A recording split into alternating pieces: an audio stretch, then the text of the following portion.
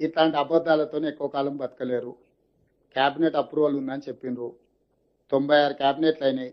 96 క్యాబినెట్లలో ఎక్కడ కూడా కాళేశ్వరానికి అనుమతి లేదు.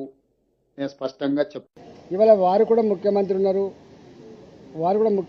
మంత్రులు ఉన్నారు. క్యాబినెట్ మీటింగ్లు అవుతున్నాయి. వారు కూడా 15 రోజులకు ఒకసారి క్యాబినెట్ మీటింగ్ పెట్టాలి. అంటే ఈ రాష్ట్రంలో క్యాబినెట్ ఆమోదం లేకుండా ఇంత పెద్ద ప్రాజెక్ట్ నిర్వహించేటువంటి ప్రాక్టీస్ ఎప్పుడైనా ఉంటే చెప్పమని చెప్పండి. దానికి సంబంధించిన మొత్తం ఆధారాలు ఇస్తామని చెప్పినాం. ఇలా నేను ఇంకొక మాట కూడా చెప్తాను. నన్ను అడగడం కంటే కూడా నా మీద మాట్లాడుతున్నాను. కానీ ఆ క్యాబినెట్లో మంత్రులుగా పనిచేసిన వాళ్ళు ఒక ముగ్గురు అక్కడ ఉన్నారు. ఇప్పుడు ముగ్గురు ఉన్నారు అక్కడ. ఒకరు మంత్రి లేకపోవచ్చు కానీ ముగ్గురు మంత్రులు ఉన్నారు. నేనేమంటున్నా అంటే నేను సూత్రప్రాయంగా బ్లంట్గా చెప్తా ఉన్నా, కేసీఆర్ ఇట్లాంటి ఇష్యూస్ అన్నీ కూడా క్యాబినెట్లో పెట్టకుండా ఆనాడు కాలేదని చెప్పి 100 సార్లు చెప్పి నేను ఆనాడు మంత్రిగా ఉన్నా కూడా చెప్తున్నా. ఇప్పుడు బీజేపీ మీద చెప్పట్లేదు. నేను ఆనాడు ఆర్థిక మంత్రిగా చెప్తా ఉన్నా.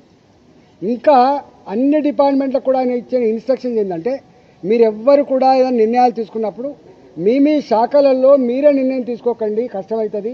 అవన్నిటినీ కూడా క్యాబినెట్ తీసుకురండి, క్యాబినెట్ ఆమోదంతో మాత్రమే చేయమని చెప్పేటువంటి మాట తప్పైతే నేను దేనికంటే దానికుంటా, రాజకీయాలు తప్పుకుంటా. ఇవన్నీ ఇట్లా మాటలు వాటిగానే బట్టగాల్చి మీదేసు మాట్లాడడం సబగాదు.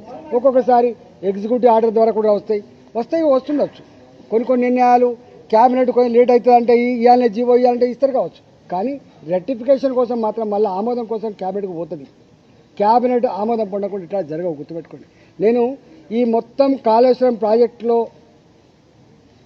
ప్రాజెక్టులో అంతకు వేరే ప్రాజెక్టులు ఏవైతున్నాయో అవన్నిటి సంబంధించిన డాక్యుమెంట్స్ అన్ని కూడా మీ పేపర్లకు కావాలితే మీకు పంపిస్తాయి. ఇప్పుడు విచారణ జరుగుతూ ఉంది కాబట్టి పంపుతాను. కానీ తప్పకుండా డాక్యుమెంట్స్ అన్నీ కూడా మీ ప్రెస్లకు పంపిస్తా. మీరు మొత్తం స్టడీ చేయండి, దాన్ని మొత్తం బయటపెట్టే ప్రయత్నం చేయండి. మొన్న నేను TV9కి పోయినా, నేను చూపించిన ఇది ఉంది, మీరు ప్రసారం చేయమని చెప్పి.